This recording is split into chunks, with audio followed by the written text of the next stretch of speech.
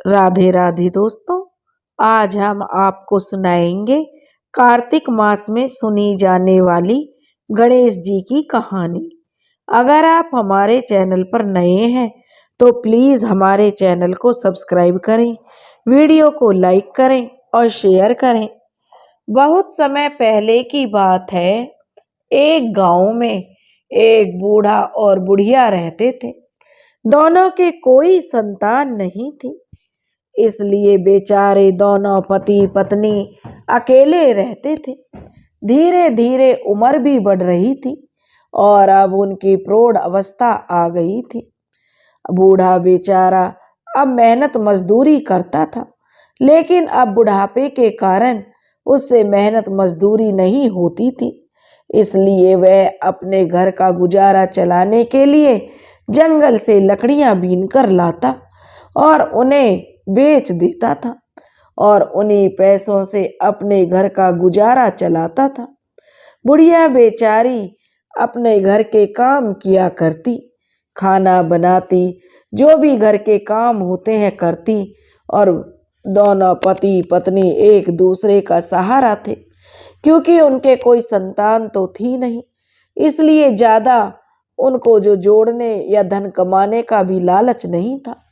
जो मिल गया सो सही।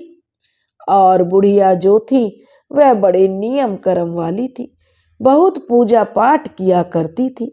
कार्तिक के महीने में रोज गणेश जी की कहानी सुना करती, लक्ष्मी जी और तुलसी जी की कहानी सुनती, कार्तिक मास की कहानी सुनती, तुलसी जी को सींचती, सूर्य नारायण को जल अर्पण करती, पंछियों को दाना डालती, बड़े नियम कर्म किया करती थी। लेकिन फिर भी परमात्मा ने उसे कोई संतान नहीं दी थी। और एक दिन ऐसा हुआ कि बूढ़ा जंगल से लकड़ियां लेकर आया और चक्कर खाकर आंगन में गिर पड़ा।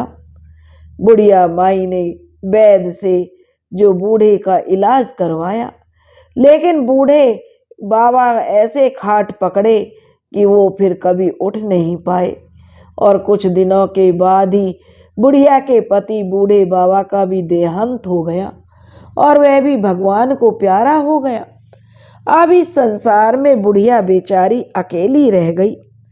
लेकिन कहते हैं जब तक सांस है तो जीना तो पड़ता ही है। मरे हुए इंसान के साथ मरा तो जाता नहीं है, क्योंकि यह कोई धागा तो है नहीं जिसे तोड़ दें। सांस तो पूरी करनी पड़ती है। बेचारी बुढ़िया के साथ पड़ोसियों की बड़ी हमदर्दी थी। सब बुढ़िया से बड़ी हमदर्दी रखते थे। बेचारी रोती अपने दिनों को याद करती, अपने बूढ़े पति को याद करती, लेकिन कोई कर भी क्या सकता था। कुछ दिन बुढ़िया ने बहुत शोक मनाया। पड़ोसियों ने बुढ़िया का बड़ा साथ दिया। कोई खाना बनाकर ले आता, कोई बुढ़िया माई के पास बैठा रहता ताकि वो ठीक रहे, उससे अपने पति की ज़्यादा याद नहीं आए। लेकिन कहते हैं कि शुरुआत में तो सब हमदर्दी दिखाते हैं, लेकिन धीरे धीरे सब बदल जाते हैं। यही हाल पड़ोसियों का था। सोचने लगे अरे अब तो ये तो रोज़ का काम है। कौन इतनी महंगाई के ज़माने में जो किसी एक का खर्चा उठाना बड़ा भारी लगता है। इसलिए सब बुढ़िया से अब कन्नी काटने लगे। बुढ़िया बेचारी अब क्या करती। जो कुछ घर में था धीरे धीरे खत्म होने लगा, क्योंकि अब कोई कमाने वाला तो था नहीं। बूढ़ा जितना कमाता था, जितना घर में था, धीरे धीरे करके वो खत्म हो गया। पड़ोसियों ने भी अब बुढ़िया से मुंह फेर लिया। बेचारी बुढ़िया किसी से कुछ नहीं कहती थी। अपने गणेश जी को याद करती, अपना नियम कर्म करती और उसने ठान लिया कि जब तक उसके शरीर में जान है वो अपने लिए कमाएगी। इसलिए अब वह जंगल में जाती और लकड़ियां बीन कर लाती, उन लकड़ियों को वो बेच देती। उनसे ही बुढ़िया का गुजारा चल रहा था। बुढ़िया बाकी समय में अपना पूजा पाठ करती। बड़ी अकेली थी, क्योंकि कोई संतान नहीं थी और कोई रिश्तेदार भी ऐसे इंसान से ऊपर से गरीब हो तो उससे भी दूर से ही बचने लगते हैं। बेचारी नितांत अकेली थी। कोई भी उसके मतलब रिश्तेदारी के नाम पर भी कोई नहीं था। अगर कोई दूर का कोई रिश्तेदार था तो वो तो पहले से ही दूर हट गए थे। बुढ़िया ने अब जंगल जाना और लकड़ियां लाकर बेचना और प्रभु का गुणगान करना, यही अपनी जिंदगी का मकसद बना लिया था। कार्तिक का महीना आया। बुढ़िया बेचारी सुबह 4 बजे उठ जाती, कार्तिक स्नान करती, तुलसी जी सींचती, पूजा पाठ करती, कहानी कथा करती, भजन कीर्तन करती। उसके बाद जंगल जाती, जंगल से लकड़ियां बीन कर लाती, उन्हें बेच देती और जो पैसा मिलता उससे घर का राशन लेकर आती, अपने लिए खाना बनाती, भगवान को भोग लगाती, फिर खाना ग्रहण करती। यही अब उसकी दिनचर्या थी। एक दिन बुढ़िया माई जंगल में लकड़ियां लेने गई। ठंड का समय था, सर्दी अपने चरम पर थी।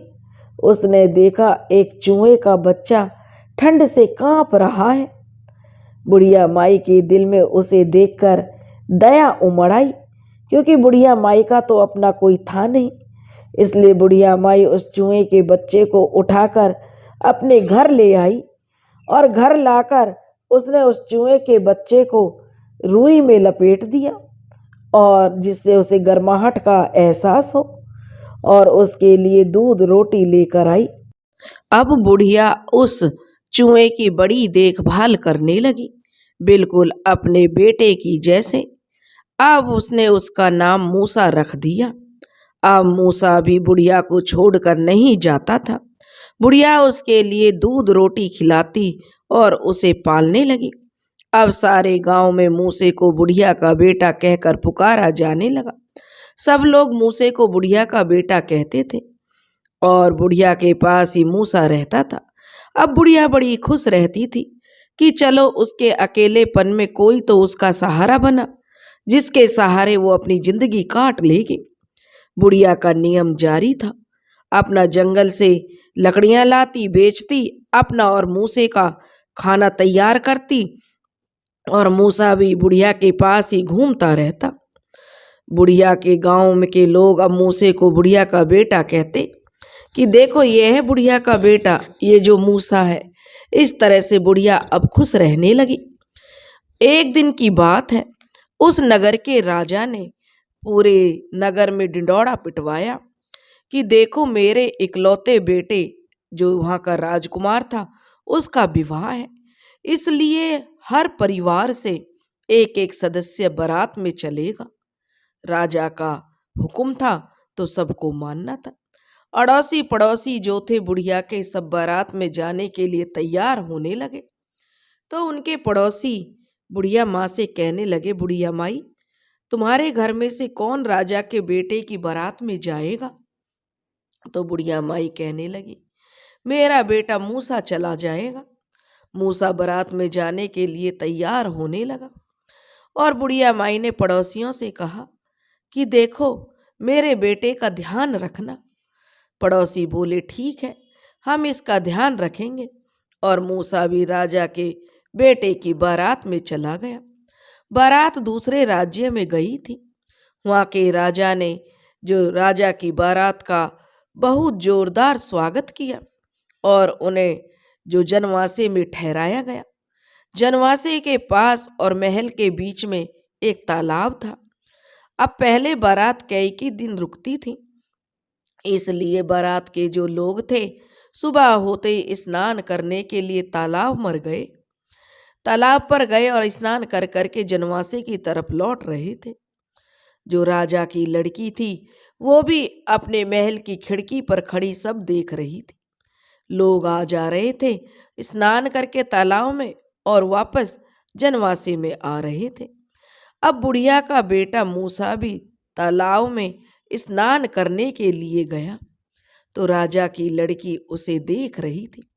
उसने देखा कि मूसे ने अपना खौल उतारा और तालाब में स्नान कर रहे हैं। तो राजकुमारी तो यह देखकर भौचक्की रह गई कि वो तो साक्षात गणेश जी हैं।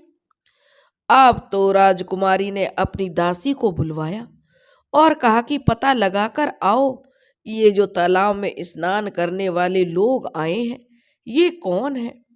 दासी तुरंत गई और पूरी बात पता करके आई और कहने लगी कि राजकुमारी जी, ये सब आपकी बारात में आए हैं और एक गरीब बुढ़िया का बेटा मूसा भी है जो उनके साथ जो बारात में आया है। अब जो राजकुमारी थी उसने अपने मन ही मन निश्चय कर लिया कि वो विवाह करेगी तो उस मूसे के साथ ही करेगी, वरना किसी के साथ वो विवाह नहीं करेगी। उधर विवाह की सारी तैयारियां शुरू हो चुकी थी, मंडप सज चुका था। राजकुमार भी विवाह के लिए फेरों के लिए जो मंडप में बैठ चुका था। पंडित जी राजा रानी से कहने लगे कि राजकुमारी को बुलाओ, फेरों का मुहूर्त निकला जा रहा है। राजा रानी ने दासी को भेजकर राजकुमारी को बुलवाया, लेकिन राजकुमारी ने आने से साफ मना कर दिया। जब दासी ने आकर यह बात राजा रानी को बताई तो वो राजकुमारी के पास गए और उसे फेरों पर चलने के लिए कहने लगे। तो राजकुमारी ने राजा और रानी से साफ मना कर दिया। कहने लगी, अगर मैं शादी करूंगी तो जो बारात में बुढ़िया का बेटा मूसा आया है मैं उसी से शादी करूंगी, मैं इस राजकुमार से शादी नहीं करूंगी। राजा रानी ने राजकुमारी को बहुत समझाया कि वह गरीब बुढ़िया का बेटा है, उसके साथ तू क्या खुश रहेगी। हमने तेरे लिए इतना अच्छा वर ढूंढा है, राजकुमार है, तू राज करेगी। लेकिन जो राजकुमारी थी वो अपनी जिद से टस से मस नहीं हुई। अब राजा रानी वापस आए।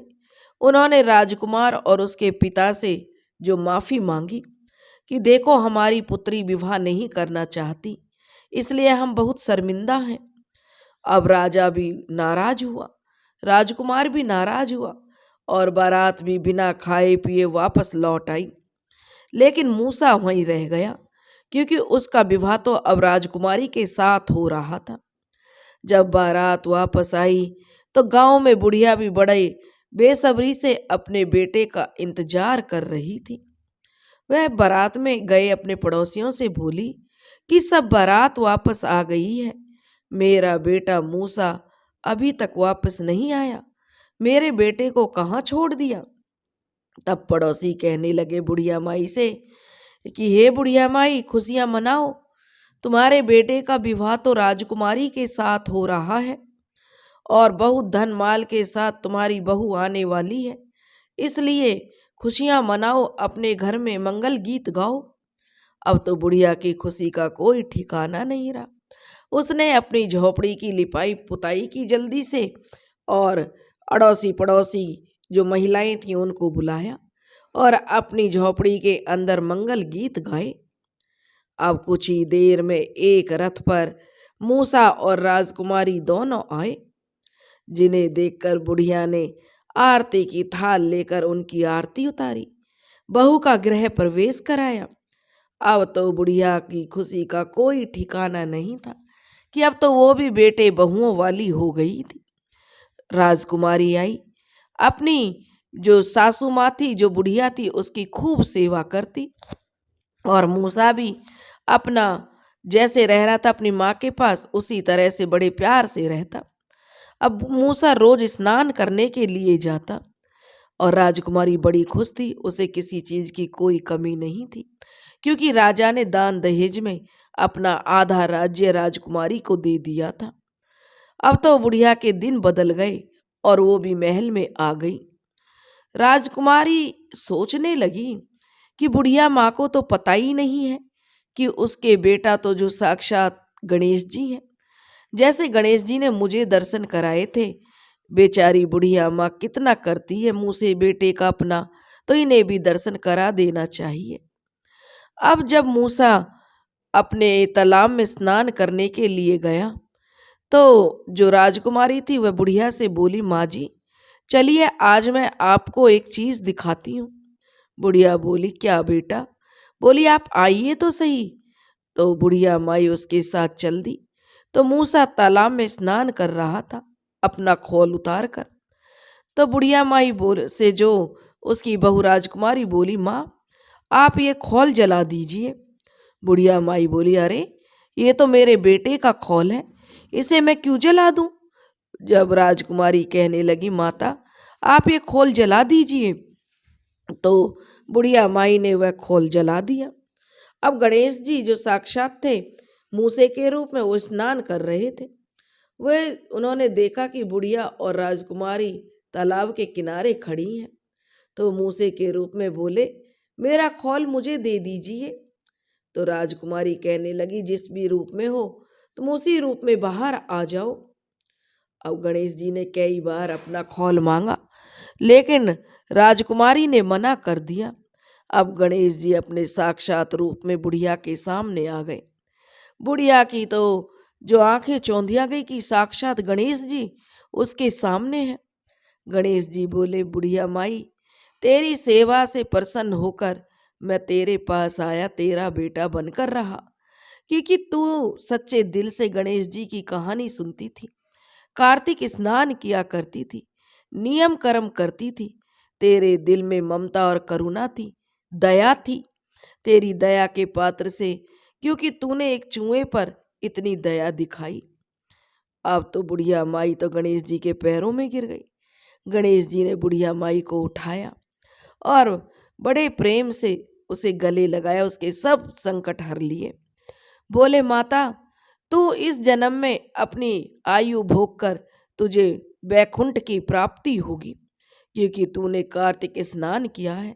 स्वयं विष्णु भगवान तुम्हें लेने आएंगे अपने लोक के लिए। अब तो जो गणेश जी थे बुढ़िया माई पर ऐसी कृपा करी कि बुढ़िया माई के तो 9 निध 12 सिद्ध हो गए। राजकुमारी भी बड़ी प्रसन्न थी कि मेरा भाग्य नसीब देखो कि उसने जो गणेश जी के साथ विवाह किया। अब बुढ़िया माई भी प्रसन्न और राजकुमारी भी। हे गणेश जी महाराज, जैसे आपने बुढ़िया माई और राजकुमारी को दर्शन दिए, वैसे ही जो यह कहानी कह रहे हैं और जो यह कहानी सुन रहे हैं उनको दर्शन देना, सबकी मनोकामनाएं पूरी करना। जैसे आपने बुढ़िया माई की मनोकामना पूरी की, वैसे ही हमारी सबकी मनोकामना पूरी करना। बोलो गणेश जी महाराज की जय। दोस्तों, अगर आपको हमारी कहानी पसंद आई हो तो प्लीज़ हमारे चैनल को सब्सक्राइब करें, वीडियो को लाइक करें और शेयर करें। राधे राधे।